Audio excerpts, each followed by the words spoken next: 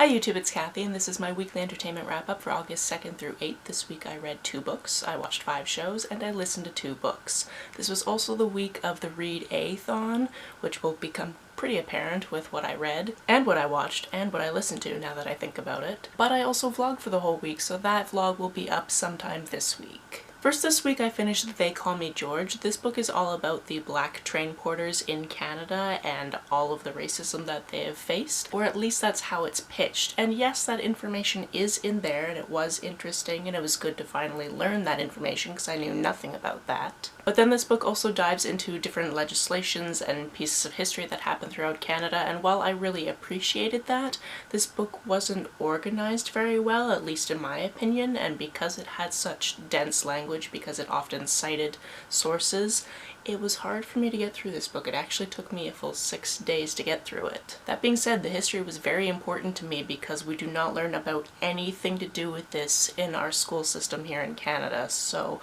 I was happy to find this information. If you have any other books that similarly talk about the racist history in Canada, please let me know about them because I would like to read them. This week I also reread Anne of Green Gables. The first time I read this book was about 1997, so it's been a little while. There were certain little parts that I remembered, there were definitely parts that I did not remember. All of how this book ended was quite a shock to me, but it was fun to revisit this because I've actually been to the site where this book is set, as well as the haunted woods, which was kind of fun to picture because I can sort of still picture what those looked like from the trip I took in 1997. Also, being reintroduced to Anne Shirley was exhausting but very interesting at the same time. She's so imaginative, which is so intriguing, but she also just never shuts up, which is very exhausting for an introvert. And I'm not going to lie, near the end I started thinking up how I could do a reimagining of this book set in present day and what I would change, and let's see if that ever sees the day of light. On to what I watched this week. I watched the entire season of All Stars Drag Race Season 5. This mostly came about because my brain was completely clogged up with what I was trying to read in They Call Me George, and I just needed something easy to watch where I didn't have to think too hard.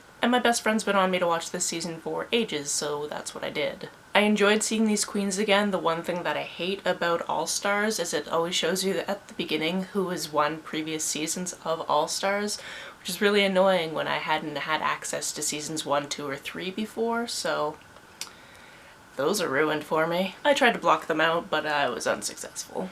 Of course, I also watched this week's episode of Canada's Drag Race, and of course I enjoyed it. I try not to do spoilers here because I know some people are behind, which means that's all I can really say. Besides, I'm really enjoying these queens, and as it's whittling down, it's getting harder and harder to send somebody home. It's become somewhat of a tradition on days where it just gets too hot that in the middle of the day we just throw on Jeopardy, which is maybe not the best time to do it because my brain is fried and then I feel even less intelligent when I can't get any of the questions right. We're also finally into the 6th season of Scandal, and this is the last through plot that I can remember and being like, oh yeah, that hasn't happened yet. I wonder when we're going to get to that. So I'm excited to see how that wraps up. I'm pretty sure I've seen to the end of this season. That would have made the most sense. And then there's a whole other season that I have not seen before and I'm very excited about it. Besides Canada's Drag Race, I wanted to watch something else that was very Canadian, so I watched the Great Canadian Baking Show, the first 4 episodes of the first season, and it is delightful.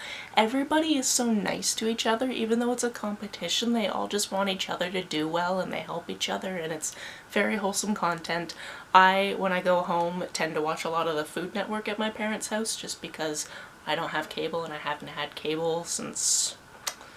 So now that I know that there's food-based programs on Netflix that are competitions and stuff, I'm probably gonna end up watching a bunch of them. The first book I finished listening to this week was Such a Fun Age. This was actually the group book for the reading rush, and I wasn't able to get it in time for the reading rush. And you know, there was some bullshit that happened around that for that actual readathon, but this was something I had been interested in for quite a while because a few months back my friend Mari actually did a review of this book and it sounded really interesting.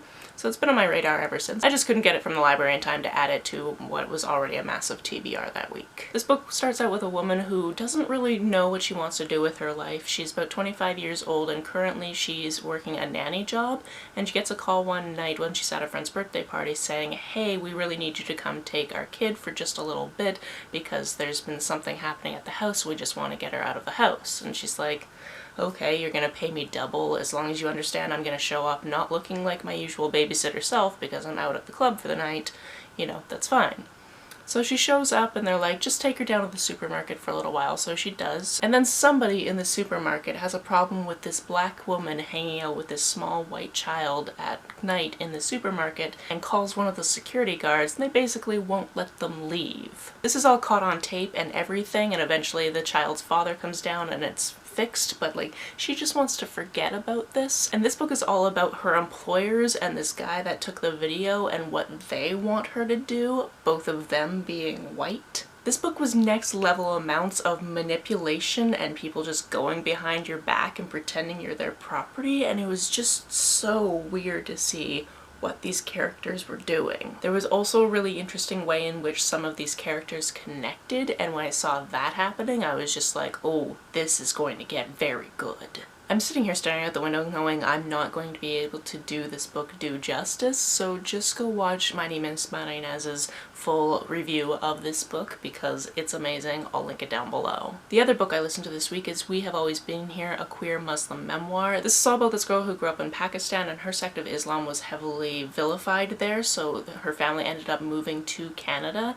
She was the one that had the strongest English at the time, so she had to help her parents learn, she had to help her siblings learn. She also moved over with this cousin. She didn't really know why he was there. So this book is the story of her life growing up in Pakistan and then also growing up in Canada, and the various things that happened to her and her realizing that she's queer and what that did within her family, what that did to her faith. And all I can say is, one, you need to read it, and two, this woman has had a life. So many things have happened to her, and I just want everyone to read this book themselves and find out about it themselves, because it's weird to think about not wanting to give spoilers for somebody's life, but at the same time, like, there are things in here that you should just know about. That's it for this week. Like I said, I will eventually have a readathon vlog up sometime this week. I'm trying not to push myself on it because it's not like you need it immediately, which means I haven't even started editing it, but that's okay because today is actually technically the last day of the readathon. If you've read, watched, or listened to any of these, let me know about it down in the comments below. On the way down to the comments, if you hit that subscribe button, that would be very nice of you. If you don't feel like leaving a comment but want to make sure that I know you were here,